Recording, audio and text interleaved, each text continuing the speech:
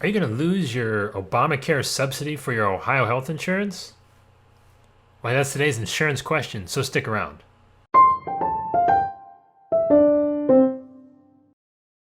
How's it going, everyone? I'm Joey Gingola with Gingola Insurance, and today you probably are starting to hear something about the rulings of the courts about the subsidies provided by the federally facilitated marketplace, or basically healthcare.gov.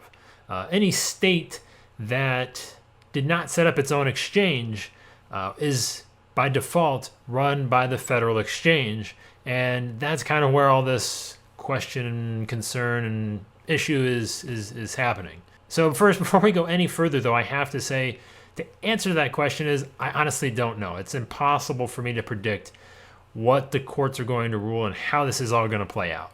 What I can say is you're definitely not losing your subsidy right now. I mean, this thing's going to go through several different courtrooms, all the way up to possibly the Supreme Court before anything is actually decided.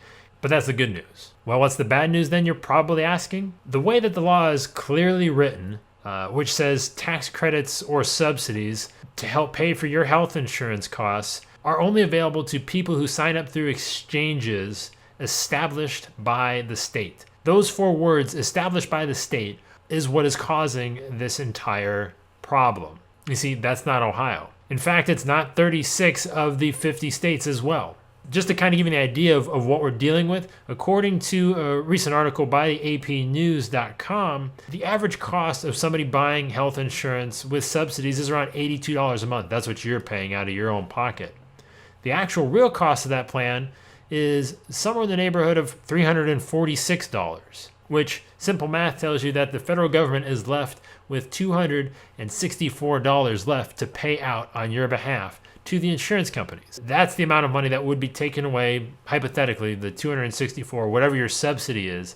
That difference that is being paid by the federal government, that's what is in question here. And you see where things get a little silly and kind of almost soap opera-ish, and you don't think that these things actually really happen, is the government assumed, you know what happens when you assume, that every state, I'm going to specify every state, would set up their own exchange or marketplace. Again, exchange and marketplace mean the exact same thing. They started calling them exchanges, and they renamed them marketplace because they thought people might understand that a little bit better.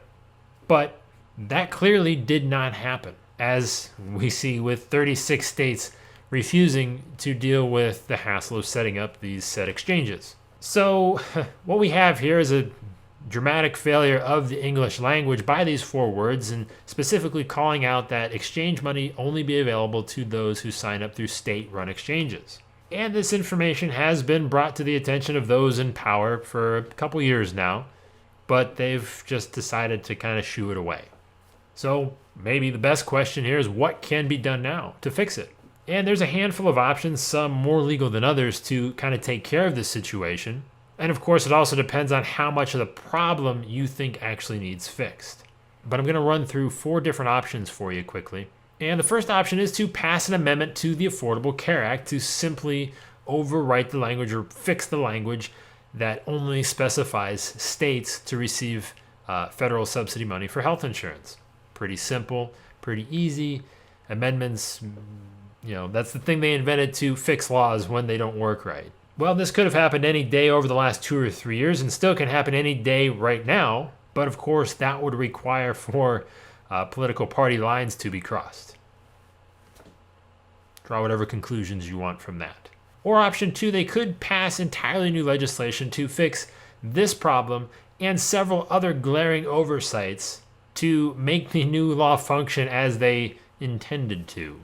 But we're probably going to see some pigs flying outside of our window, and there'll be a relatively cold forecast for that place down below before that happens. Option three, states do have the option to now do what they didn't initially and set up their own state exchanges. Federal money would be perfectly legal in those environments. As we found out this year, it's not exactly easy to set up a system like this, and it costs a lot of money. And it's also hard to say that if Ohio and any of the other 35 states actually have the time or resources to make this happen now. Oh, and by the way, all that billions of dollars that they spend on healthcare.gov, yeah, that wouldn't be relevant either. That's not good. And for the most Tony Soprano-ish kind of option is to smudge the Constitution and just say, well, we're going to follow the intent of the law as opposed to the actual written letter as being the only ones available or eligible for this money.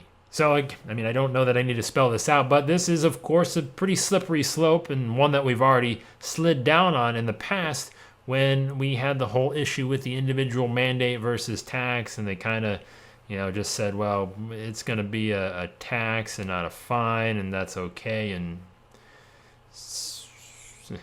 so what's the bottom line?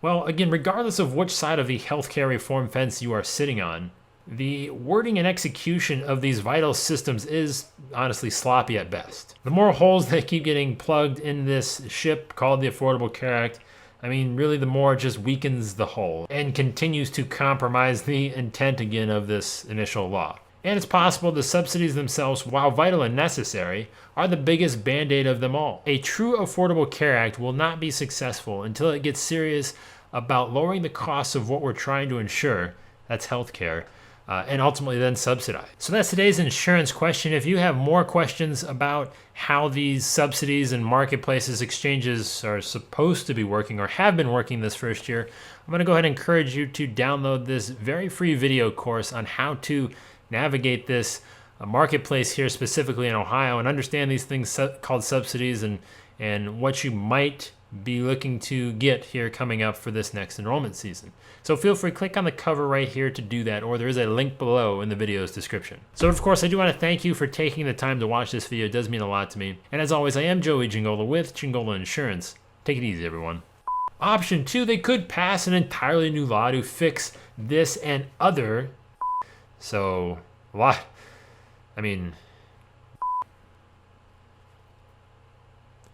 Or option number 2, they could pass an entirely new law to fix this and other several glaring